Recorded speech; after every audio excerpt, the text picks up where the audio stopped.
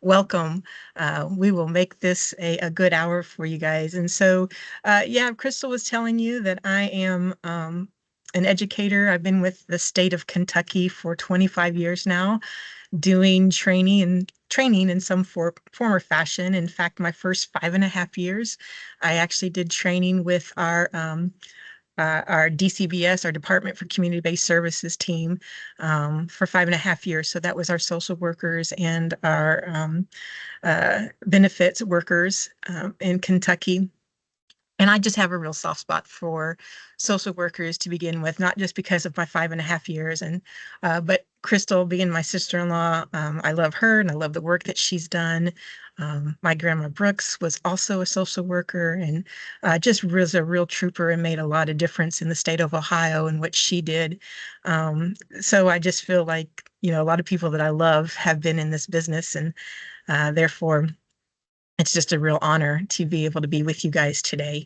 And so I am pretty informal when I train. I actually believe more in conversation. So I would love for you guys to chime in at any time, whether it's through chat or feel free to unmute and either ask a question or give your own insight. All of that is welcomed here at any time. I will try to keep an eye on chat, but if I miss you, Crystal's watching it too, and she'll interrupt me if I miss you for some sort of reason. But we want to start off right away with a question to deal with a conversation question I like. And that is, first of all, you see my title here, Leading with Hope. And I'm just curious, does hope have a place? Do you feel like hope has a place in the workplace and as a leader? Is hope a strategy you can use uh, in the workplace? So is that something, if you don't mind, either in chat or unmute, how do you feel about that? Is hope something to talk about in the workplace? Elizabeth says yes, resounding yes there with a big yes. Okay, anybody else? And feel free, all opinions are valid here. Great, absolute yes. Thanks, Audrey. Um, I think it does. Obviously, that's why I'm bringing this here to you guys. And I think it should be really one of the things that as leaders that we use. Thanks, Tiffany. I see your yes. Shelby too. Both as employees and patients we work with. Yeah, really. Y'all are on some levels peddlers of hope, especially with your patients, but maybe even with each other, employee to employee, coworker to coworker. And that's actually what I believe in. I believe in being a peddler of hope in the workplace. Hope gives us a way to strive for the better future. Exactly, Laura. Yeah, exactly, it does. It is. It's a place to move forward to. It's something to look forward to. And as we're going to see here, and I'm just going to go ahead and jump into it, hope really is this belief of a future that we can be involved in making happen. And when you look at what hope is, and when I did just some kind of quick little, if you will, dictionary.com looking, that's what I did. I did dictionary.com. But dictionary.com said this about hope. It said to look forward to with desirable and reasonable confidence. And so hope is something that is not impossible. Like hope should be anchored in the plausible, right? That's where hope should be moving us towards is because it's plausible, which is why it makes it such a good leadership strategy and something that we should be involved in with each other, coworker to coworker, patients, all of that. And so when you look at it, I think one of the reasons we don't talk about hope, well, I'll ask you, why do you think we don't necessarily talk about hope in the workplace? I'll ask that question before we get into it. So why do you think we don't really talk about hope? Or maybe you guys do. If you do talk about hope in the workplace, let me know. I work for government. I can tell you a lot of times we don't talk about hope. But I'm curious about you guys. Hope is not a plan. Yeah, I've heard that before. Hope is not a strategy. I've heard that before. Yeah, so hope is not a plan. That could be part of it, why it's not talked about. Any other reasons you can think of?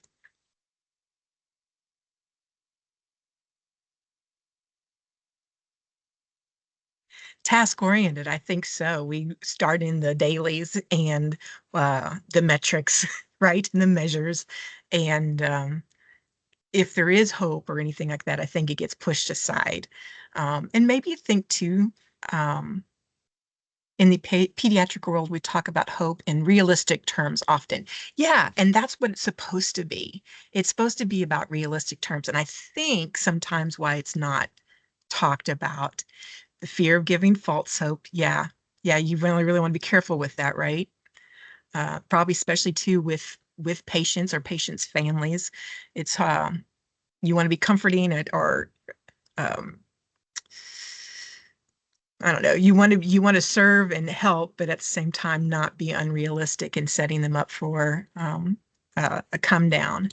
I think sometimes too, what gets in the way is we confuse the words hope and wish. And so we think hope and we use the word hope really when we meant the word wish. So, for example, I might say, I hope I win the lottery tonight. Well, that's not going to happen. I mean, that's so impossible. So I'm not hoping that. I'm wishing that. And I think we confuse the words sometimes, and therefore that's one of the reasons we don't talk about hope is because we use wish when we use hope when we meant wish. And wish usually is something about it's impossible, maybe it's in the past, maybe it's not plausible. And hope really is to talk about the possible. And I love that idea when you were talking about earlier, realistic. Yeah, Audrey was talking about that. In pediatric world, we talk about hope in terms of realism, realistically. This is what we can expect. This is what we can look towards. And so I think if we were to separate it out for ourselves, and before we speak, go, which word do I mean here? Are we talking about the plausible? Are we talking about the possible? Is this going to be really realistic? Or are we talking about basically what we wish could happen, but probably won't happen? For us in terms here, not you probably the same thing at your workplace, but um, there's a lot of things that are kind of out of our control. I work with a bunch of engineers here at the Transportation Cabinet, and they would love to be paid more. The public sector is often less paid than the private sector, and so they hope they get paid more. Well, our salaries were 100% up to the legislation of whether or not they'll even approve it in the budget. Um, and most of the times they say no.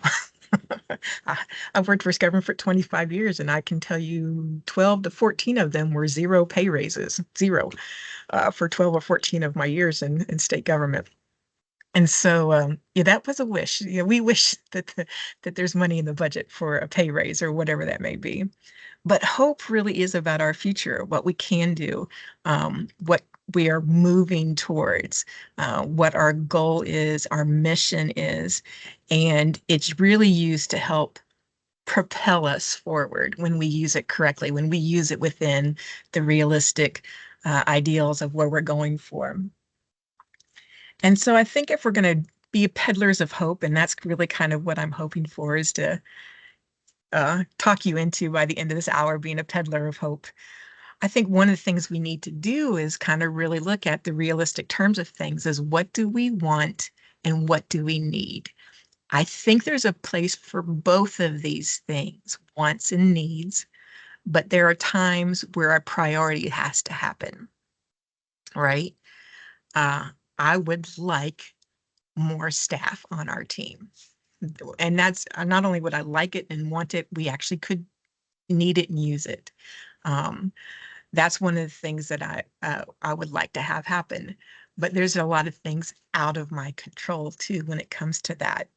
So when we look at needs versus wants, needs are the essentials, the must-haves, the things that we must be doing.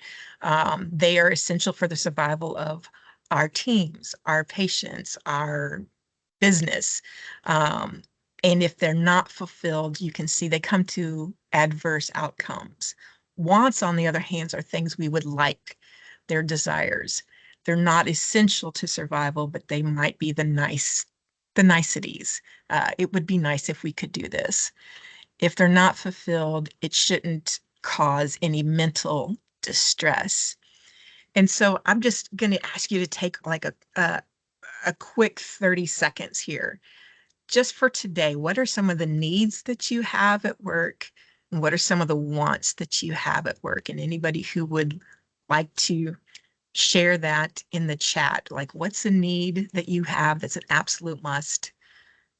What's a want that you have for the workplace, for the work that you do? Anybody who would like to share?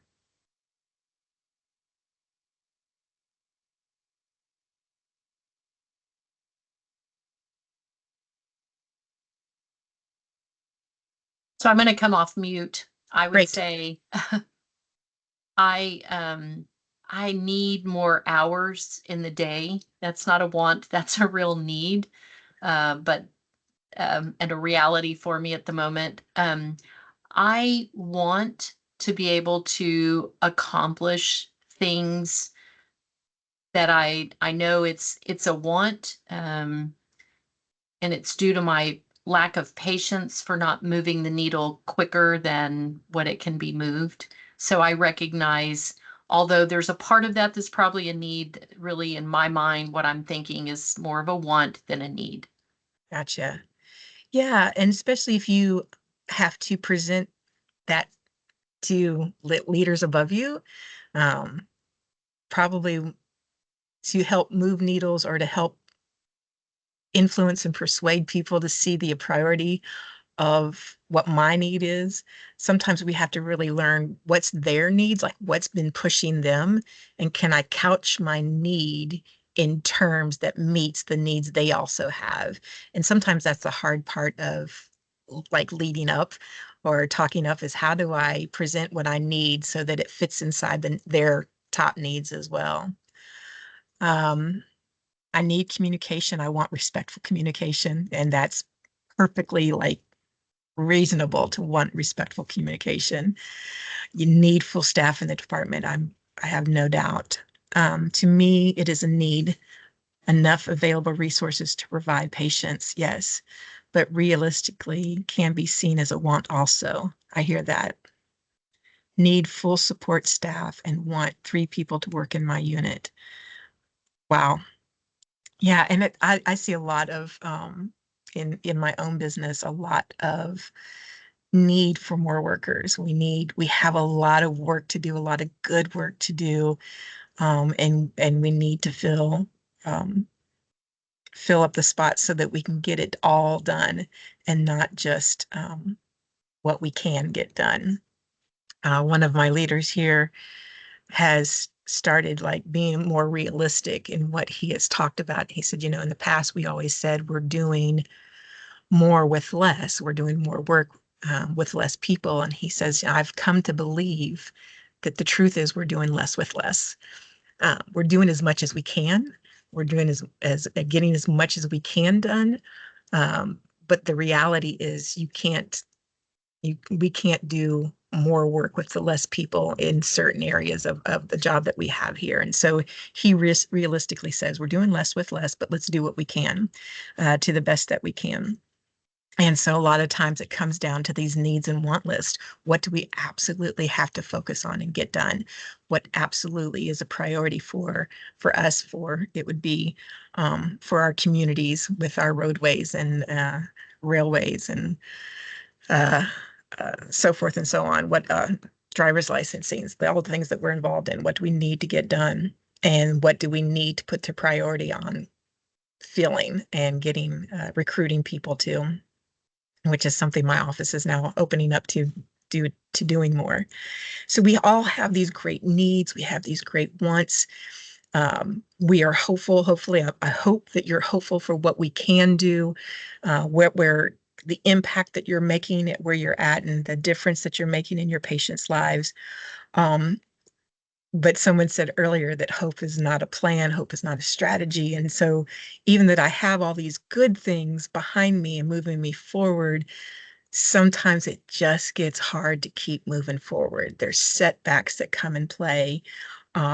There's blows that happen that we weren't really seeing on the screen, and all of a sudden, man, we got whack-a-mole with um, something that seems out of the blue, or um, things are just letting us down, right?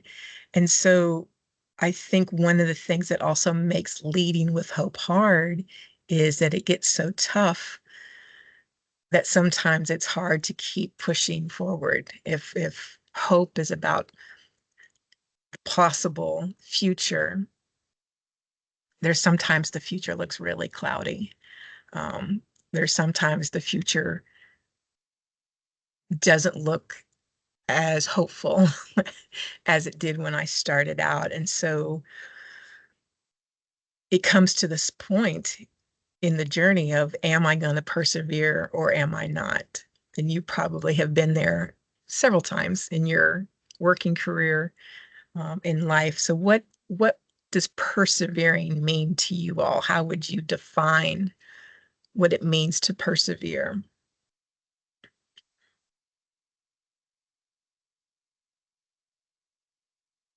What is persevering? I To think keep, that your picture depicts it perfectly. It's yeah, weathering the storm, right? yeah. I did pick that on purpose for sure. Mhm. It has all the feels, right? Even in it, like you can feel uh weathering the storm. It's not just a storm anymore. It's rock and boulders heading my way, as well as the element of danger with the lightning. And I don't know if you can see it, but even the road that she's on is beginning to fray. Um, and so Leanne said it is this idea of keeping on, keeping on. For me, if you don't have hope, you can't persevere. Absolutely, Audrey. To keep on going, even when it's difficult. 100%. Yeah, the idea of persevering is persistence. I'm gonna keep on this, even though it's difficult. Um, I'm gonna keep moving forward. And I think persevering and enduring and endurance are words that go together when we're pushing through and pushing on. Uh, there's a persistence, and then endurance is again moving forward. I'm persistently moving forward in this mission that I have, or this goal, or this task, or whatever it is that you're dealing with. Um, but what makes persevering so hard when you think about it, right? Like I can understand this image, I understand the words, but then there's some days where I just don't wanna. Even when even when the road ahead gets hard. Yeah, thanks, Jennifer, for yeah, getting a little clearer image of that fray. Why is persevering so hard? Even if you have a great goal in front of you, a great mission, I'm here to help people. I'm here to help families with their loved ones who are in um, really hard health situations and life situations. Worthy cause. But some days it's harder than others, and maybe some weeks and some months. So why? Why does keep persisting and moving forward get hard? And telling myself I cannot do it, that's part of it. You can start getting those mental blocks about what I can do. Emotional impact. That's really what I feel in this picture too, is the person who is feeling it all at that moment. Yeah, it does. It's heavy. Um, you're not just pushing through, but you're carrying burden with you as well. And so persevering looks good on paper, but sometimes it's hard. And depending on how many times, if you're doing it at work and at home, yeah, so there's no relief. I'm persevering at home, I'm persevering at work, and it's too much. I'm not getting a respite. I'm not getting a rest. I'm not getting a reprieve. I'm not feeling renewed. all those things. And it just starts, again, burden. I just see, like, if we went back to, I'm going to go back to this picture here, the lady on the rope and persevering and everything. I would see her with basically a boulder strapped to her back on top of it too. Sometimes it's just it's not just pushing through what's happening, but I'm carrying extra weight at this point too. And it makes it really hard. And I think too, when the storm isn't short, when it wasn't just a situation or condition at that time, but it's extended and it continues on and more gets piled on top of it, the persevering can be really hard. And I don't know about for you, but I know there's been times where I've lost a future focus. And that's kind of brought things to almost to a screeching halt. When you're giving your best all the time without getting little something back, it wears you down. Yeah, it really does. It really does. And I think what sets in when it's that hard and that long and that persistent, we get stuck. I've been there, I got stuck. And inertia sets in, right? Where I'm going to do nothing and remain unchanged unless there's something external that can bring back energy and bring back purpose and bring back focus and move some walls and get through some barriers or at least go around some obstacles. But inertia can set in. And I don't know about you, but I have been there. One of the things that has happened in my government journey, I teach leadership, and I've been teaching leadership in government for 25 years. And I'll be honest, there have been times as they've taken away our top leadership in handcuffs because of some of the shady work and under the table deals that were done, where I thought to myself, why on earth bother? I mean, leaders, can I even make a difference in leadership in what this job that I have? Maybe I would have been better off being a landscaper. At least I would have seen day-to-day differences in the work that I do. Have you ever had that feeling of, why bother? I don't see that this is actually helping what I'm doing right now. Has anybody felt at that spot in, I'm going to keep it in career. There may be times you've felt that in life as well, but I'm going to keep it focused in career. Anybody with me? I see a couple thumbs up. I'm sorry. I'm sorry if you felt that way, because that's the hard spot where persevering meets inertia and it just kind of stops us, right? When we start believing that it doesn't matter what we did or what we're doing, personally or as an organization, it just doesn't matter. And that phrase somehow starts to live and grow in our minds and in our hearts. And all of a sudden, our best efforts become our okay efforts or our whatever efforts. When your hard work is acknowledged and you feel appreciated, it helps to persevere 100%. And we're getting there. You're right. One of the things that I'm trying to teach right now to my coworkers, and not just my team, but in my cabinet, is we can lead shoulder to shoulder. We can be coworker leaders with each other. And so one of the things I'm trying to encourage people to do is, when you see people doing a great job, don't wait for leadership to say, good job. Tell them yourself, and then go brag on them to somebody in leadership so that they have the opportunity to say, wow, that was really good work.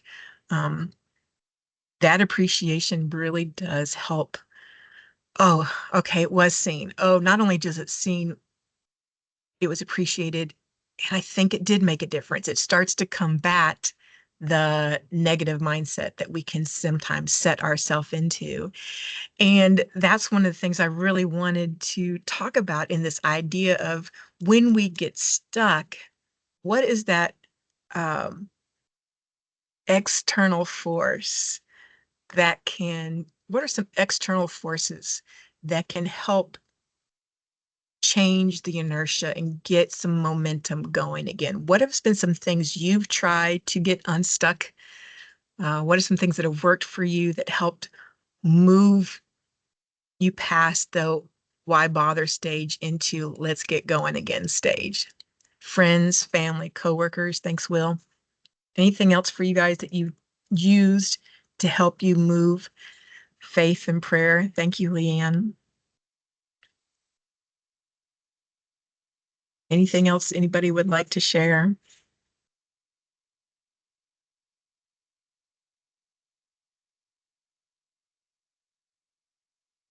Faith, coworkers, keeping my eyes on the eternal value of what I do. Yes. Resetting in nature. I'm with you, Selena. Oh, I love it. Remembering why I became a social worker in the first place. Thank you, Tiffany. Yeah, there's like some cornerstone things, and you need the remembrance. And I love that you use the word remembering, Tiffany, because sometimes everything around us, starts to take our focus off of remembering why we're doing this or why we became this.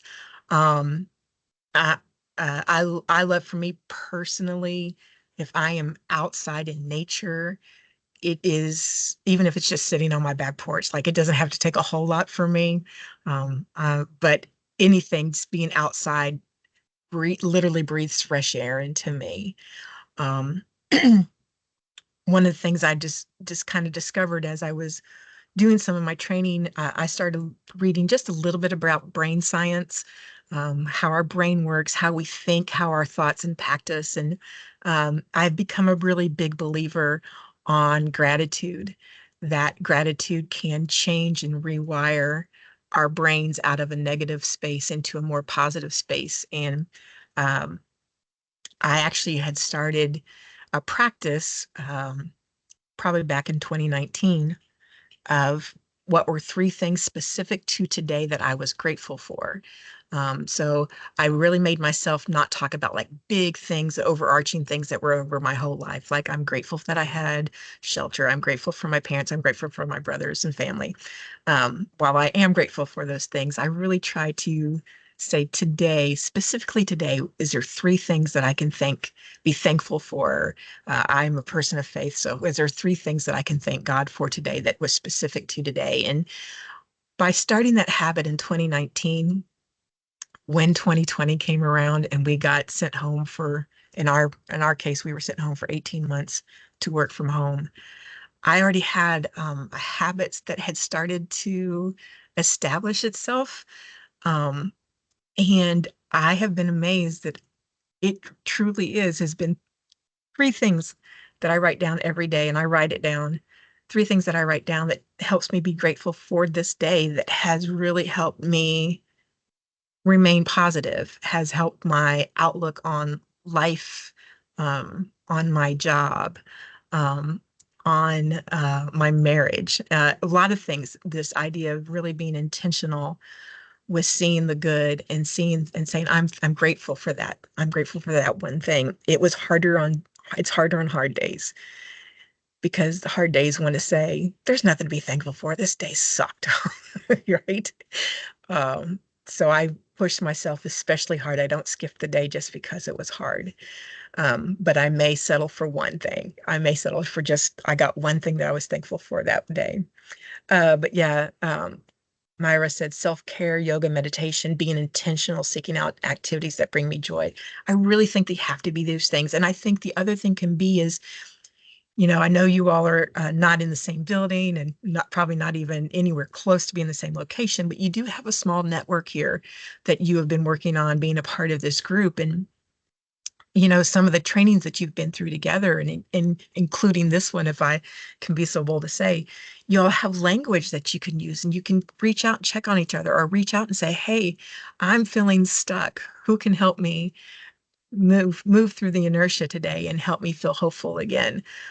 Somebody help me. I think we're not always good at asking for help, especially those of all of you who are service oriented. You're here to help people. That's why you got into social work, is because you are a helper by nature. And I have found that helpers love to give help, but find it hard to receive help and especially ask for help. Am I um, hitting close to anybody when I say that? You're all on board, first person to give and help, but the last one to ask or even receive. You even feel guilty probably sometimes receiving help. Yeah, yeah. And mentally, that that's not right. It's okay to receive help. It's okay to ask help. Like mentally, we know that. But I think those who are just natural helpers and servers, we then place guilt on ourselves that was not ever intended for us to carry by saying, oh, but if I'm receiving, I'm not giving. If I'm receiving help, then I'm not giving help. And I think sometimes we have to really combat the narrative that we're telling ourselves and simply ask, first of all, pay attention to the thoughts you're thinking, but then simply ask, is that true? Is it true that it's not right for me to receive help? Is it true that I'm not still giving help if I'm receiving help? I think if we had an honest conversation and actually confronted some of the thoughts that we have, we'd find out that we really lie to ourselves too much. And we can start rewriting that script and telling ourselves truth.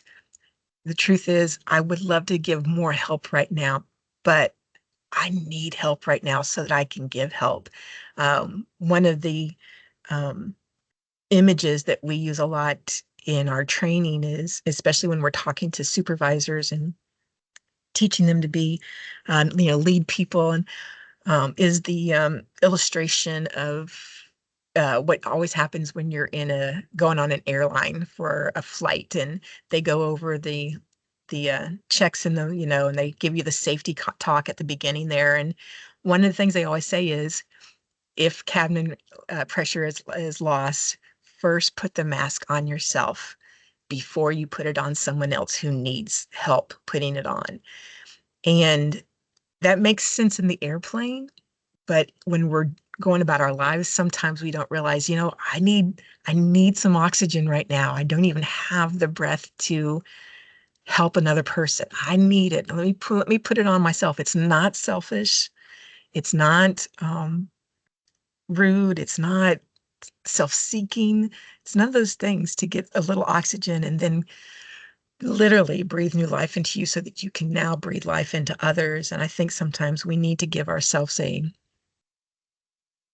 pass and not be so hard on ourselves and confront the lies that we tell ourselves and replace it with truth, so that we can move forward more energized and ready to help even better than from a depleted state. So that inertia set, when it sets in, recognize it, ask for the help, find that change, that recentering wherever it may be, the re-energizing wherever it may just be rest. You literally may need a nap, and don't tell yourself you're too busy to take a nap. Find the time to get a good rest in whatever it may be, because one of the things that really we have to look at is, what are we here for, and what do we need to keep going for, and why it does matter that you are here doing this work at this time. And so we were just talking about this. Oh, I know one of the things I wanted to bring up here too, and I'm glad I saw this on here. I don't know has anybody read the book Atomic Habits? And I'll just show it because it's actually sitting here on my desk. Atomic Habits.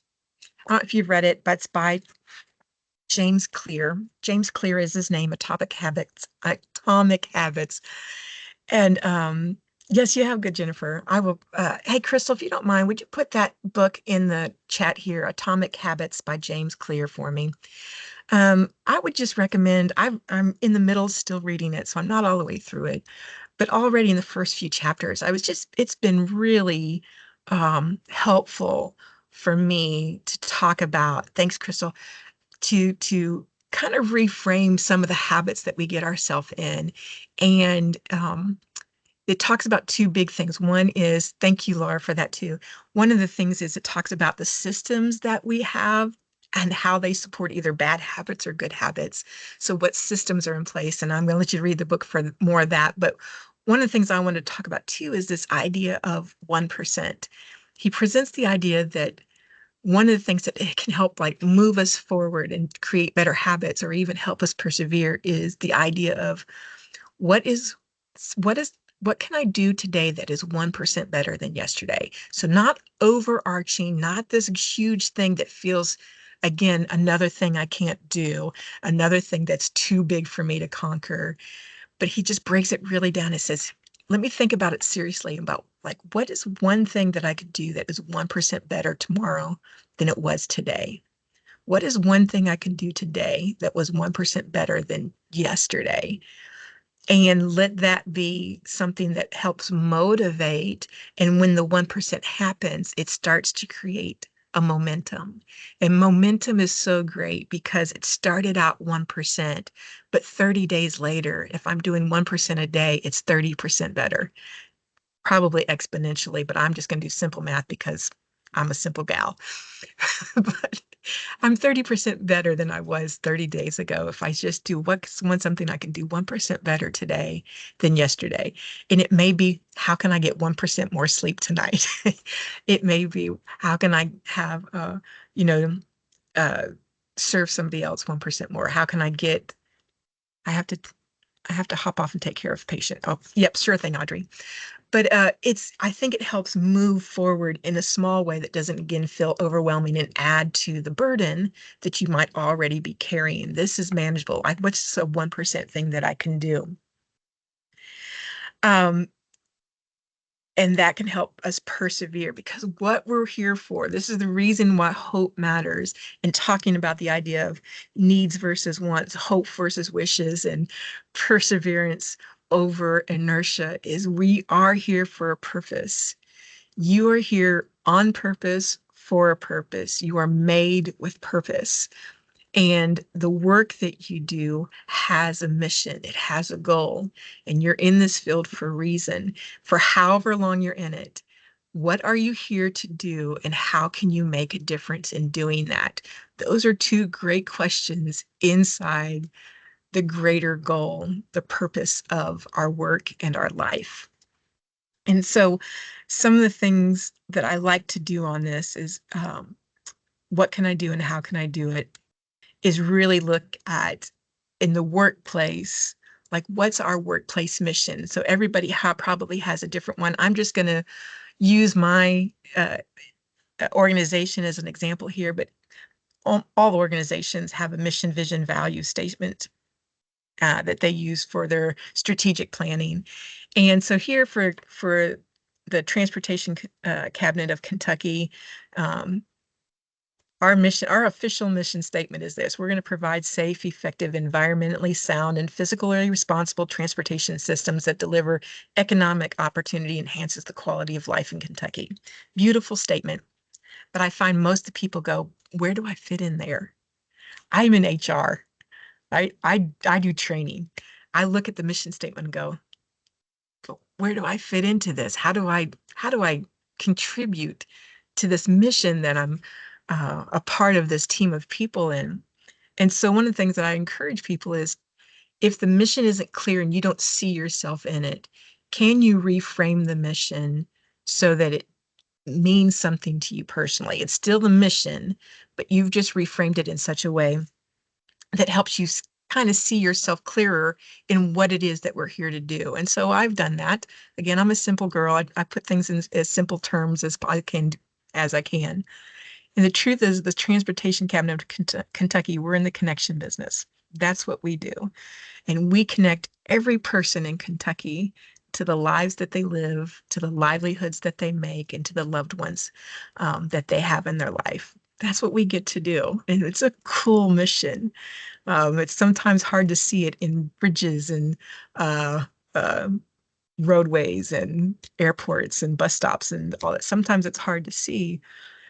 But when you think about it, we have the privilege of connecting people at heart. That's what we do.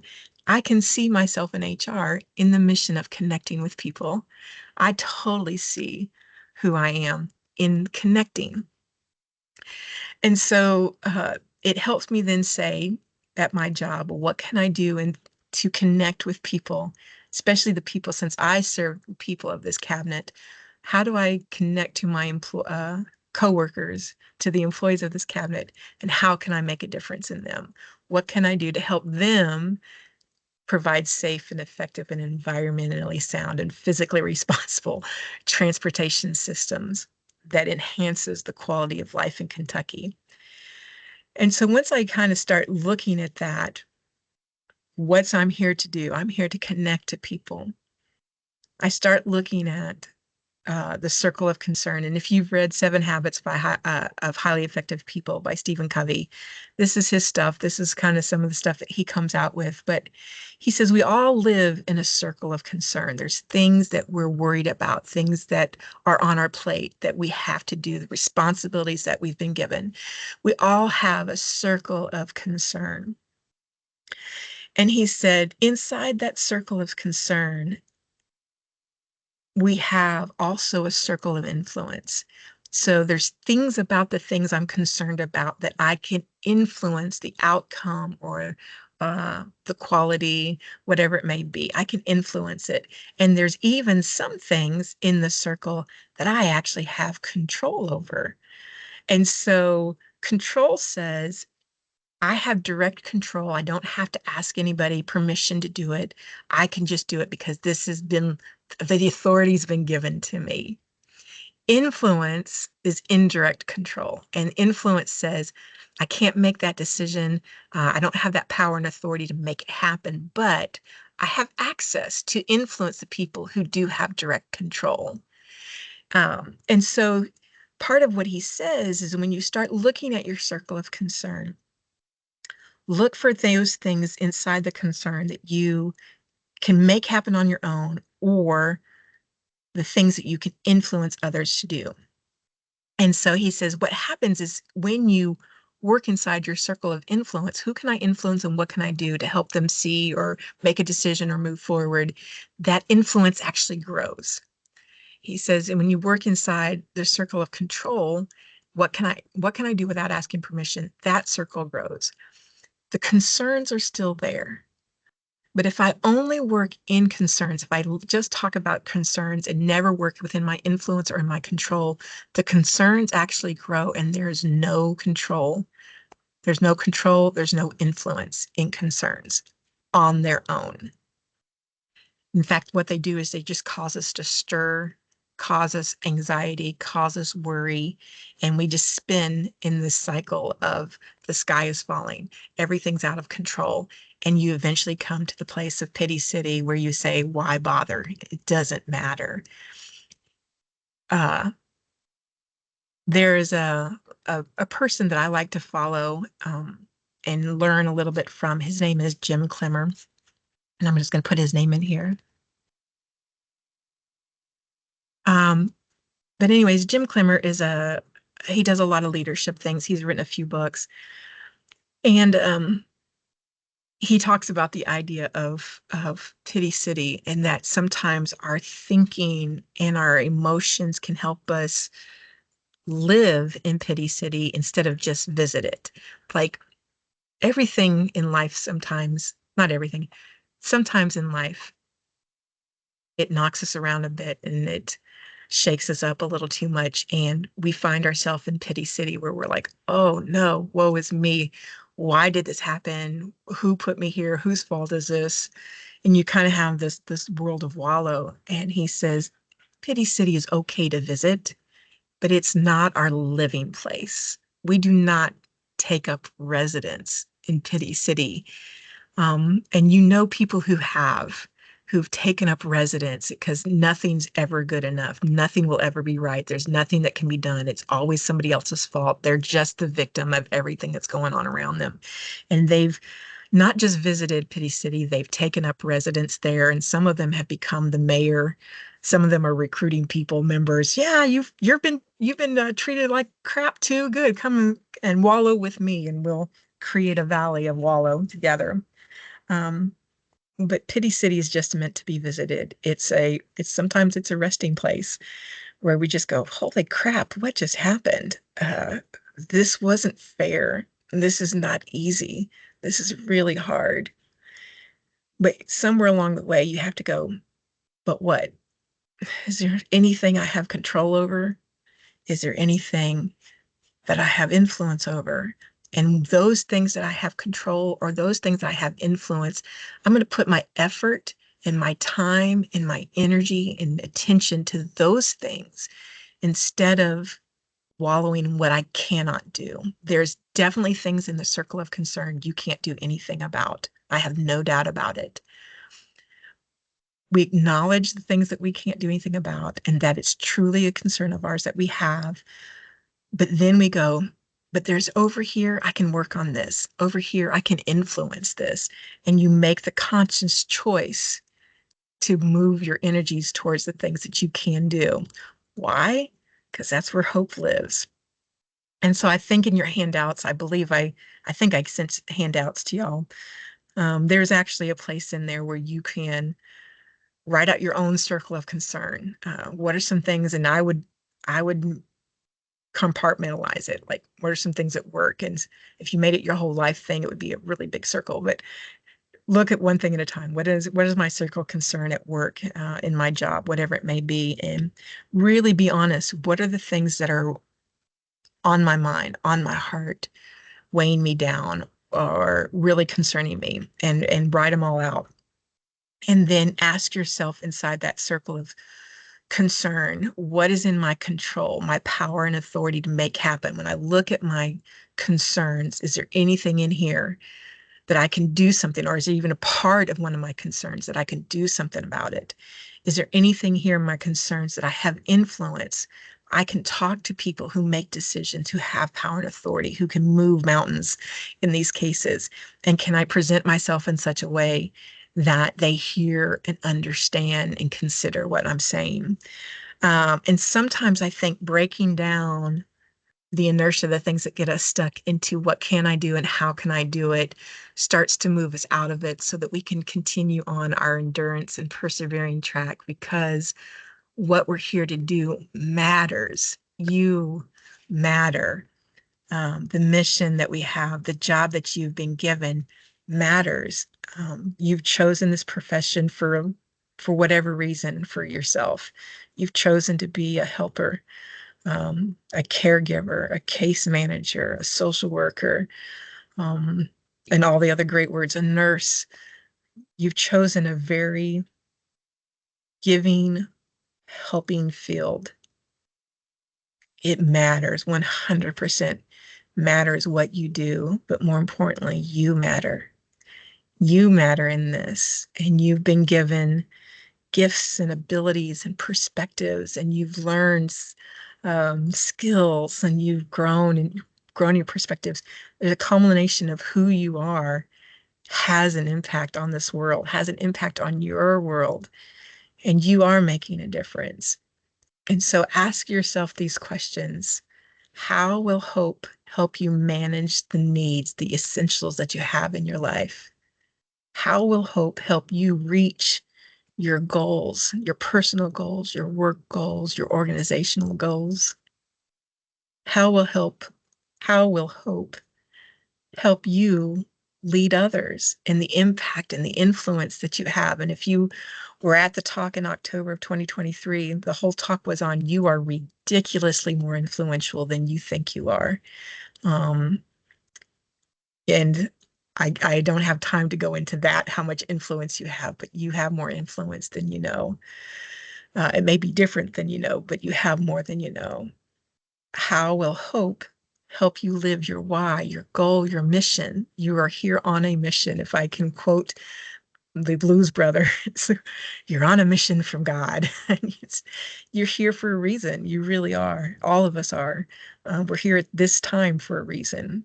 We're here at this time with our, again, talents, the things that move us, the things that motivate us, the way you're made up is on purpose so that you give back, so that you make a difference, so that you bother, because it matters. You matter. What for you is your main takeaway about leading with hope? If someone doesn't mind sharing, what's your main takeaway about leading with hope? I was just typing in, this is Elizabeth, excuse me. I never thought about the difference between hope and need, or hope and want. I never thought about the difference at all. So that was a huge aha moment for me. Cool. Thank you for sharing that, Elizabeth. Anybody else, your main takeaway from leading with hope?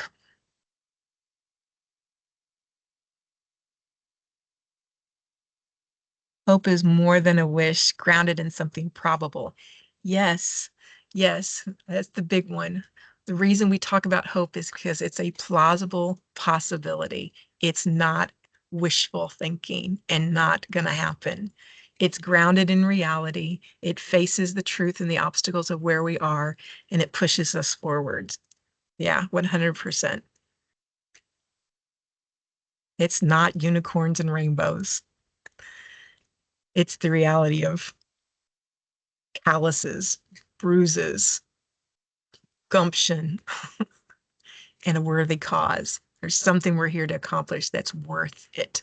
That's why we bother. Leading with hope is an important, and how we lead and the attitude we have sets the atmosphere, yes, and the environment where we are in, and affects those that we come in contact with. 100%. Hope creates the environment of resilience. Yes, yes, yeah. Hope is contagious. It's a great contagion to have, especially if it's grounded in reality and truth. You know, you keep it separate from the wish. Keep it in reality and truth. And hope is contagious, because we want to be hopeful for our future. We want to be hopeful about the impact that we're having and the difference we're making. And it will help spur us on even in the hardest and toughest of times. Thank you guys so much. Listen, I don't know if you all have any questions, insights you want to give yourself, opinions that you have. I'd be happy to take anything here at this time. This also is the easiest way to get a hold of me is through my work email. You're welcome, Selena. I would love to be a cheerleader for you from time, a sounding block for you from some time.